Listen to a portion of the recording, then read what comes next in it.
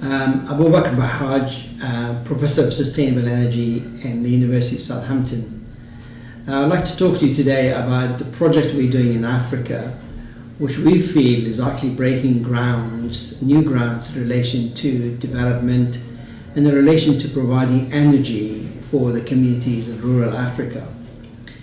The project is based around people and how people can be empowered to actually provide their own type of energy system and energy services. One of the difficulties of a project like this is really knowledge, not only by us that we need to understand it from the West or from the development side, but also from the developing side where people wanted to know about how to go about it and so forth. So our project looks at the resources that are around in a specific area in a country, look at what technologies could be implemented within those regions related to the resource itself, but also address whether the people in those regions actually understand what it's all about and whether they have a willingness to be a partner in that. And that includes quite a lot of engineering and social science work related to the project. First case study we did is in Kenya, a place called Ketenyoni. This place has got quite a lot of interesting aspect to it. The idea behind our program is to actually invigorate villages and enhance the well-being of people surrounding the village. So it's actually providing power to the center of the village, a hype of activity for a village, as well as providing charging facilities for mobile phones, for lighting and so forth, for the communities behind it. And that balance between invigorating a village and also enhancing the well-being for perhaps kids when they want to stay at home and so forth, providing lighting and so forth, has got a lot of impact. We discovered that by creating this village center, the hype of activity, that businesses actually grow by a factor of between 2 and 3, that income grow by a factor of 3, that buildings actually has increased and so forth. We also realized that villages have got other activities which are related to churches, which are related to sort of religion, related to health centers and schools. And those have been integrated in our analysis, where the schools are provided with a direct line of power, the health centers are being provided with direct line of power, and these schools now being reactivated to be schools that actually work later in the day.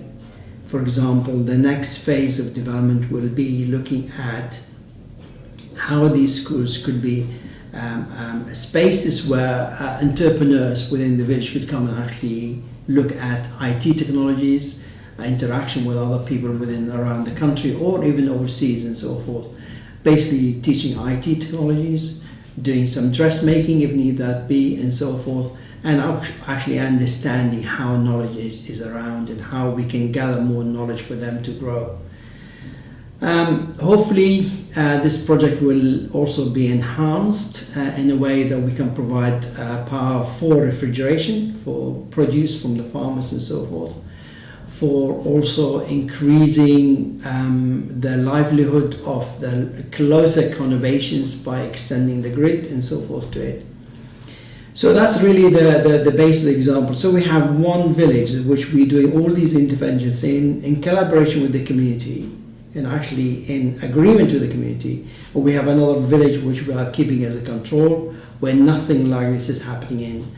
And our colleagues in social science will actually look at what are the differences between the two villages after this intervention, after 18 months of this intervention.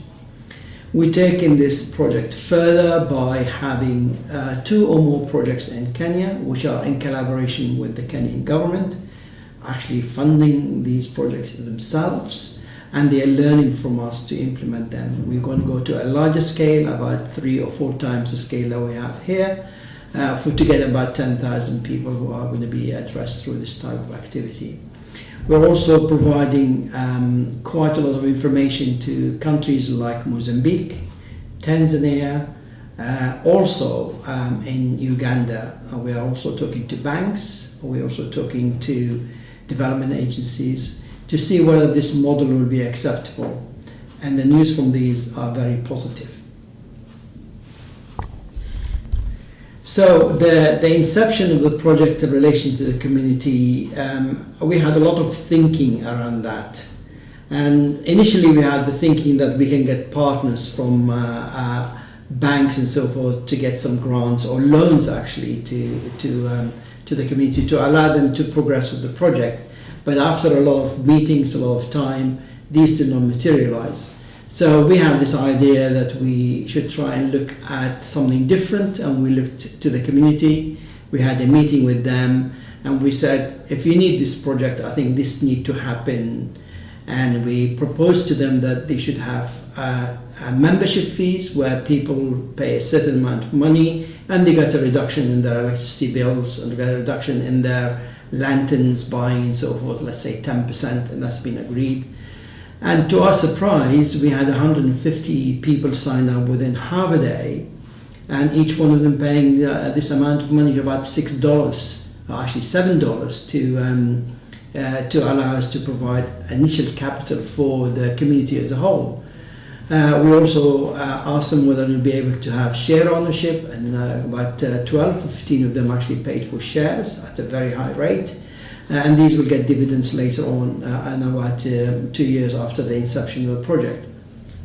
So that provided the capital which allowed the community to employ a manager, to have access to technical staff, to have security and so forth, and also to invest in the lanterns and other things that are needed to be sold by the community. So we have a community which got microcredits on the go, and actually had quite a lot of interest in trying to make it successful, because most of these guys in the communities are business people and they wanted to succeed.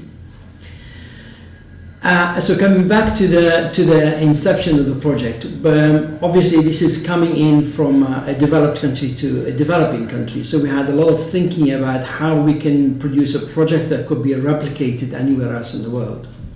And we did a lot of design as to the technology implementation.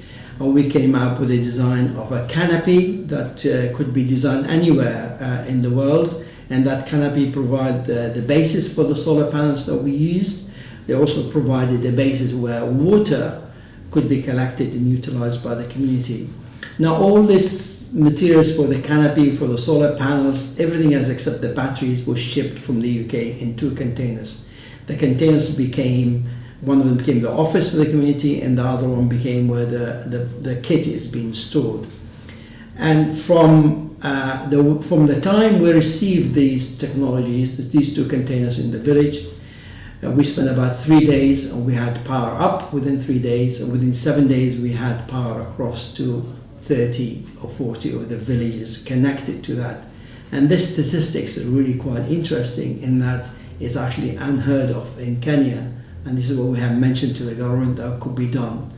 We're now planning the next project with the Ministry of Energy and the Rural Electrification Project, and we hope to do it in 7 days.